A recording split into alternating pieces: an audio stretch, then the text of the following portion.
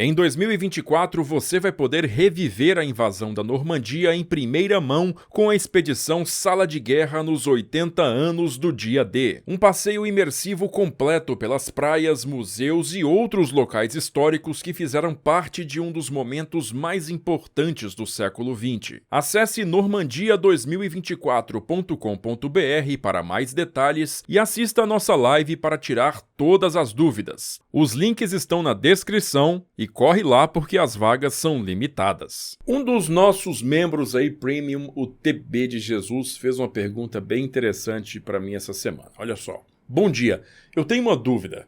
Por que é que Bernard Montgomery, o rato do deserto, é pouco falado se comparado aos demais líderes da Segunda Guerra Mundial? Ele não seria notável o suficiente?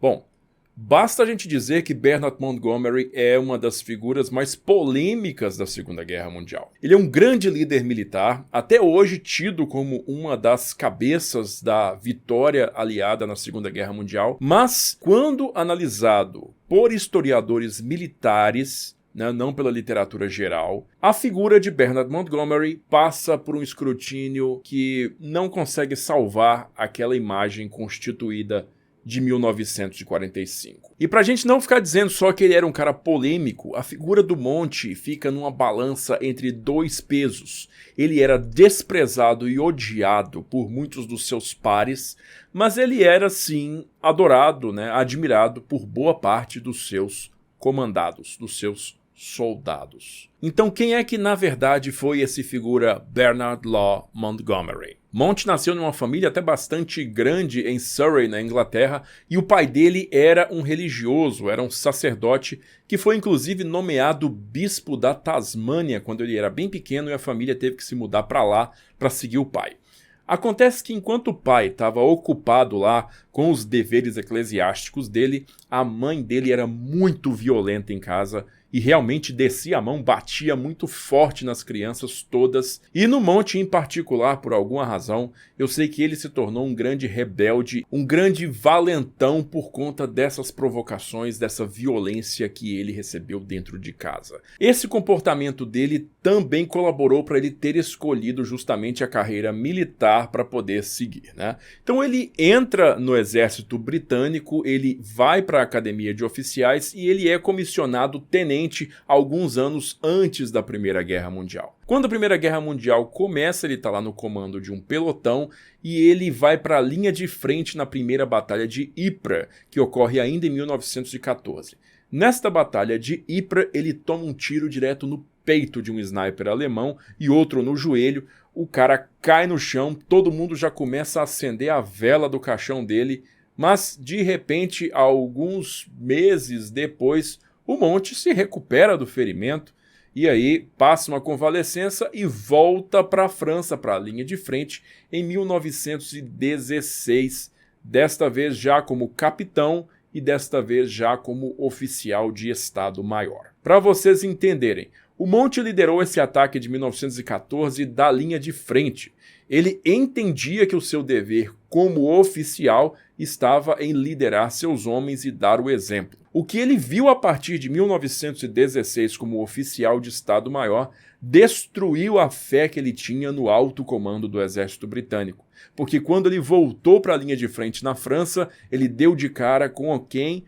A Batalha do Somme. E a Batalha do Somme foi um grande desastre, uma máquina de moer carne para o exército britânico. Foram dezenas de milhares de rapazes que morreram no primeiro dia de combate. Então, o Monte viu ao passar das semanas e meses que os generais britânicos simplesmente repetiam as mesmas táticas sem qualquer respeito pela vida dos soldados. E então até o final da guerra ele desenvolveu esse sentimento de que era necessário criar um novo tipo de liderança, uma liderança que se importasse com o bem-estar da tropa, que valorizasse a vida realmente de cada soldado que estava lá na linha de frente. O curioso é que esta atitude de certa forma humanista do Monte não se aplicava a todo mundo, mas sim exclusivamente às fileiras do exército britânico. Isso porque logo depois da Primeira Guerra Mundial ele foi enviado para a Irlanda para combater durante a Guerra de Independência Irlandesa. E lá na Irlanda, o Monty foi responsável por diversas ações de repressão contra a população civil, prendendo, torturando, matando e mandando destruir geral a infraestrutura da Irlanda. O próprio Monty, inclusive, admitiu posteriormente que ele não guardava qualquer rancor das ações dele durante a revolta na Irlanda, dizendo que para ganhar esse tipo de guerra, você tem sim que ser muito brutal. Mas o que acontece no entreguerras? No entreguerras, entre a Primeira e a Segunda Guerra Mundial, o exército britânico ele se recrudesce.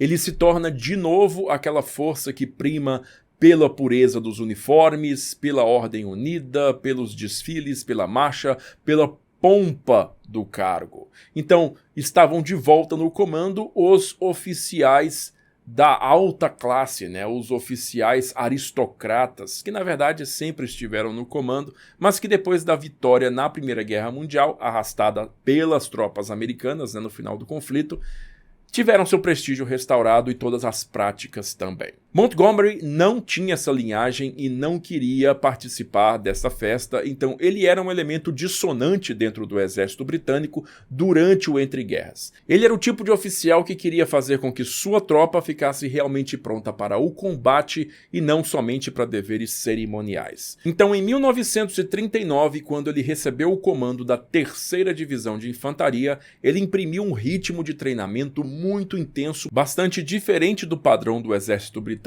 para a época, fazendo com que seus homens se tornassem muito mais profissionais que os demais. A 3ª Divisão de Infantaria foi uma das unidades que integrou a Força Expedicionária Britânica enviada para a França em 1939, depois do início da Segunda Guerra Mundial. Embora tivessem chegado rapidinho à França, eles não realizaram nenhum tipo de ação ofensiva contra a Alemanha e, na verdade, foram pegos de surpresa pelo ataque alemão à França, Holanda e Bélgica em maio de 1940. Muito embora tivesse sido forçada a atuar somente numa fase de recuo, a 3ª Divisão de Infantaria se mostrou muito mais eficaz na média do que as outras divisões e conseguiu por algumas vezes cobrir algumas brechas na linha aliada que por sua vez atrasaram o avanço alemão em questão de alguns dias. Esses atos fizeram com que a figura de Montgomery ficasse muito bem vista aos olhos do general Alan Brooke, que era o comandante do 2º Corpo Britânico. E quando eles chegaram a Dunkerque, Brooke deu prioridade à 3ª Divisão de Montgomery, justamente para não correr o risco dela ser capturada pelos alemães. Bom, Monty cruza o canal e chega na Inglaterra com a macaca e escreve diversas cartas de protesto ao gabinete de guerra pelo comportamento que ele considerava inaceitável do comando da Força Expedicionária Britânica. Então ele acusa os caras de covardia, de inação, de incompatibilidade com o cargo. E ao invés de tomar uma reprimenda muito grande, ele é o quê? Ele é mantido no cargo, no comando da 3ª Divisão de Infantaria, porque o governo do Churchill agora o enxerga como um elemento diferente daqueles generais que se renderam para os alemães no continente. Essa atitude aí faz com que Montgomery saia ali do domínio daqueles generais que ninguém conhece, mais um comandante de uma divisão de infantaria, e de repente se torne um nome de referência no país, um dos novos líderes militares britânicos que comandaria a eventual retomada de ação britânica no continente. Saltando um pouquinho no tempo para agosto de 1942 no norte da África, porque lá o general Claude Auchinleck, que exerce duas funções ao mesmo tempo, ele é comandante em chefe do Oriente Médio e também comandante do 8º Exército Britânico, ele consegue parar a ofensiva de Rommel em El Alamein. Churchill nessa época tinha perdido a paciência com Auchinleck justamente por conta da ofensiva bem sucedida de Rommel que tomou Tobruk e invadiu o Egito, e decidiu remover ele dos dois cargos, colocando Harold Alexander no comando do Oriente Médio e o general William Gott no comando do 8º Exército. Só que aí acontece aqueles golpes do destino, né? O William Gott estava num avião voltando para o Cairo quando foi derrubado pelos alemães e morreu ali mesmo. Então, naquela situação de pressa, o Churchill teve que escolher um novo comandante para o 8º Exército. E foi quando Alan Brooke, que já era seu chefe de Estado-Maior imperial, sugeriu o nome de Bernard Montgomery, que Churchill acabou aceitando. E imediatamente, ao chegar ao Egito, Montgomery deu uma sacudida no 8º Exército, fez um remanejamento das posições de linha de frente e disse para todo mundo que ninguém ia arredar o pé dali. Se não fosse para vencer, que eles permaneceriam ali vivos ou mortos. Churchill tinha uma pressa gigantesca para ver a ação, mas Montgomery não tinha qualquer pressa. Ele queria esperar os carregamentos de material de guerra que estavam vindo dos Estados Unidos, mais de 200 novos tanques Sherman que iriam chegar para ele. Então Monte atrasou por 2 meses sua contraofensiva para o desespero do Churchill. O plano de Montgomery era simplesmente acumular tanto material que ele conseguiria finalmente uma vitória definitiva contra os alemães e encerrar de vez a guerra no deserto. E então ele famosamente alinhou quase 1000 canhões de norte a sul da linha de frente e na madrugada de 23 de outubro mandou todos eles abrirem fogo numa barragem imensa contra a linha de frente do Afrika Korps. A Batalha de El Alamein que se seguiu durou 12 dias e no final das contas foi vencida por uma penetração na parte norte da linha de frente que finalmente conseguiu desvencilhar-se dos campos minados alemães e perfurar a retaguarda de sua linha de proteção. O problema foi que Montgomery foi incapaz de explorar esse sucesso e capturar totalmente a força inimiga.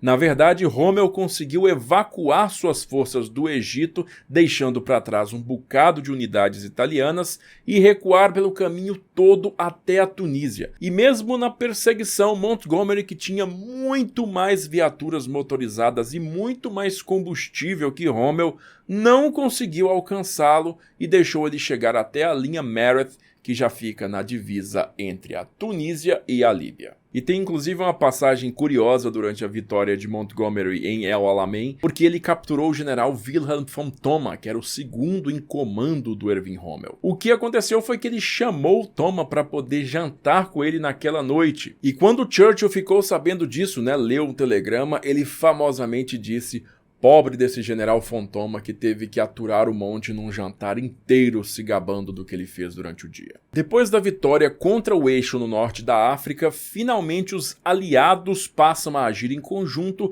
e factualmente sob um único comando. E esse comando está nas mãos do general Dwight Eisenhower. E para a gente seguir na história aqui, primeiro é bastante importante entender quem era Dwight Eisenhower naquele momento. Eisenhower era um tenente-coronel que caiu nas graças do general George Marshall após as manobras da Louisiana de 1941, quando ele demonstrou muito mais talento do que diversos outros grandes generais de 3 e 4 estrelas que estavam no comando da força. Então Marshall promoveu, na verdade, um certo tipo de expurgo do exército americano logo antes da entrada do país na Segunda Guerra Mundial, trocando aquela liderança mais antiga e menos atualizada aos novos quesitos da guerra por oficiais mais jovens como Mark Clark e o próprio Eisenhower. Só que para o Ike assumir essas responsabilidades que o Marshall tinha passado para ele, ele foi promovido de forma relâmpago de coronel a general de 4 estrelas em apenas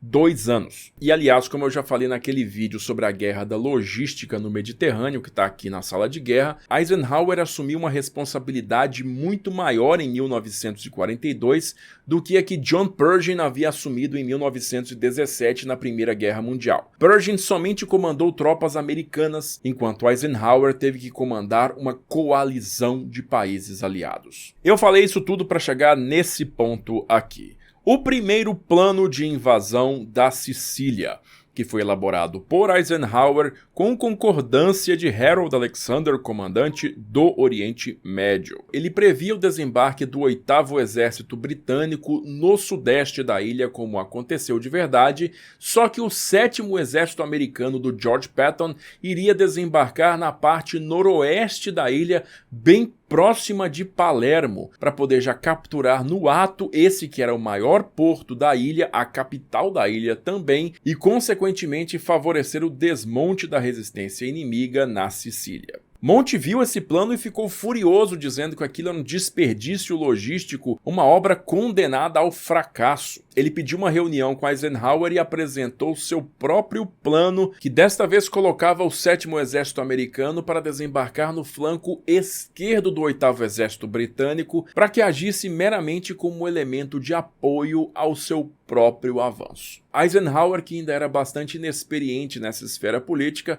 acabou aceitando o plano de Montgomery em prol da concordância maior entre as nações e, por outro lado, teve que calar os protestos de Patton, que via as reais intenções do general britânico. Acontece que depois do desembarque, o avanço do 8º Exército de Montgomery, que tinha 4 divisões, pelo setor costeiro que levava até Messina, foi bastante lento e chegou a ser paralisado por um regimento reforçado de blindados alemães. Nesse ponto aí, George Patton resolveu fazer a volta pelo meio da ilha, conquistou Palermo, virou rumo leste pela extremidade norte da ilha e chegou a Messina antes de Montgomery. Hoje, muitos historiadores atribuem a essa inabilidade de Montgomery em contornar as resistências alemãs no seu caminho como o fator principal que permitiu a evacuação de todas as tropas do eixo de volta para a Itália continental, fazendo com que elas tivessem que ser combatidas de novo e de novo e de novo. Aí nesse ponto não é somente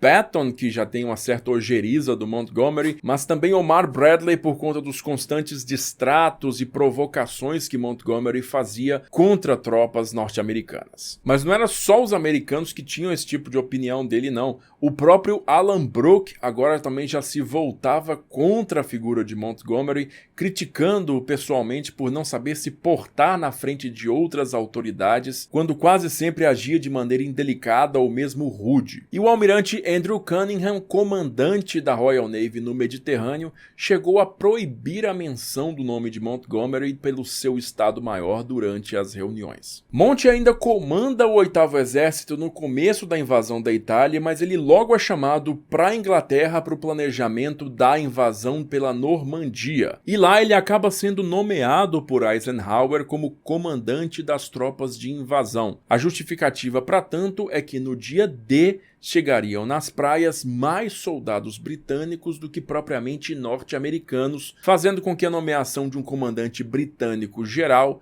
soasse mais razoável. Poucos dias depois da invasão, contudo, Montgomery acaba ficando preso na frente de Caen por uma resistência blindada alemã bastante forte que ele não consegue sobrepujar, fazendo com que, eventualmente, o próprio George Patton, agora no comando do 3º Exército, liderasse a ruptura da região da Normandia na Operação Cobra, justamente dando a volta por trás da posição britânica em Caen. Monte ainda disse que aquele era o plano dele desde o começo, ficar atraindo as forças alemãs para que os americanos pudessem dar a volta por trás, mas não muita gente compra essa alegação dele não. Nas semanas seguintes, Montgomery começa a frequentemente solicitar a Eisenhower prioridades cada vez maiores e exclusivas sobre suprimentos e sugere a Eisenhower que o seu grupo de exércitos, composto por tropas britânicas e canadenses, deva fazer o avanço principal contra a Alemanha e o grupo de exércitos norte-americano de Bradley deva apenas dar apoio. Na concepção de Monte, a Segunda Guerra Mundial era um conflito europeu que devia ser lutado por europeus e ele nunca aceitou muito bem o protagonismo norte-americano em terra. E ele guardava o mesmo tipo de desprezo pelas tropas canadenses também. Só que com o progredir da invasão aliada, o número de tropas americanas acabou se tornando muito maior do que o número de tropas britânicas em solo, e Eisenhower tomou para si esse cargo em setembro, retirando-o de Montgomery, que acabou sendo acalentado por Churchill com uma promoção a marechal de campo. Agora você imagina o que essa promoção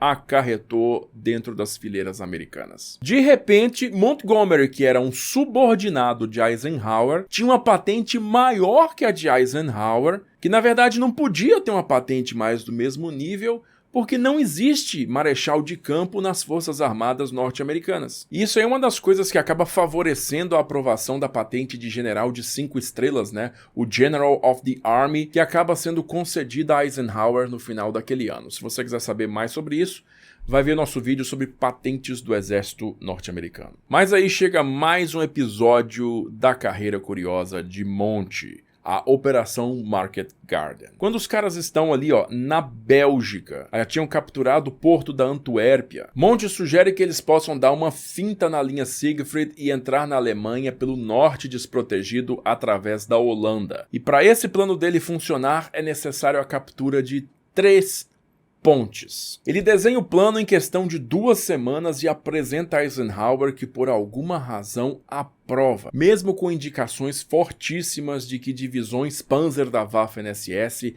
estavam escondidas na região. Então, quando a operação é executada, ela dá bastante errado. Os paraquedistas britânicos que foram lançados sobre a ponte de Arnhem, a mais ao norte na Holanda, são capturados e a divisão é basicamente destruída. A Market Garden é um completo desastre, os aliados não conseguem acessar a Alemanha pelo norte e, pior ainda, Montgomery se recusa a limpar a foz do rio Scheldt do controle alemão. E isso é importante porque, sem o controle da foz do rio Scheldt, o porto de Antuérpia permanece inútil, fazendo com que todo o avanço aliado corra o risco de ser estrangulado por conta das linhas de suprimento que estão cada vez mais longas. Como eu já falei com vocês, Montgomery desprezava os canadenses e ele deixou eles à sua própria sorte na tentativa de conquistar a foz do rio Scheldt com poucos recursos contra uma posição alemã muito bem elaborada. Bom, depois de tomar uma coça do Eisenhower em outubro, ele finalmente se comprometeu a empregar recursos na tomada da foz, e é aí que ocorre a Batalha de Walcheren, e em novembro, finalmente, os alemães são expulsos da região, com Antuérpia começando a operar. Chega dezembro e os alemães contra-atacam à frente do primeiro exército americano lá na Bélgica na Batalha das Ardenas. E todo o setor norte da linha de frente se vê inteiramente em confusão, até que Montgomery sugere a Eisenhower que ele receba o comando provisório do 1º e do 9º Exército norte-americanos para poder unificar toda a região em um único contra-ataque sob seu comando. Eisenhower mais uma vez concorda com a exigência e agora com um comando unificado, a ofensiva alemã consegue ser contida. Só que depois do perigo passado, o que o Monte faz? Ele chama a imprensa para uma coletiva e diz que o crédito pela vitória nas Ardenas é todinho dele. Isso aí é a gota d'água para os generais americanos e Patton e Bradley vão até Eisenhower e dizem que vão se demitir se ele não fizer algo. Eisenhower vai até Montgomery, dá a maior coça da vida dele no cara e quase o demite, retirando todos os privilégios do seu grupo de exércitos. O que acontece é que Montgomery permanece no comando do 21º Grupo de Exércitos até o final da guerra, mas num papel secundário, apenas provendo proteção de flanco ao avanço principal de Bradley, esse sim que entra na Alemanha e vai até o centro da Europa. Bom, como vocês viram aí, são muitas as razões pela qual os norte-americanos não gostam muito do Montgomery até hoje. Mas agora me diz você aí, o que você acha dessa história toda? Montgomery era um grande gênio militar ou era um militar superestimado? Conta pra gente aqui, nos comentários. Se você gostou desse vídeo, compartilha ele aí com seus amigos, também dá um joinha pra gente e se inscreve aí na Sala de Guerra para não perder mais nada. Eu vou ficando por aqui, agradeço novamente a sua audiência e aquele abraço da Sala de Guerra.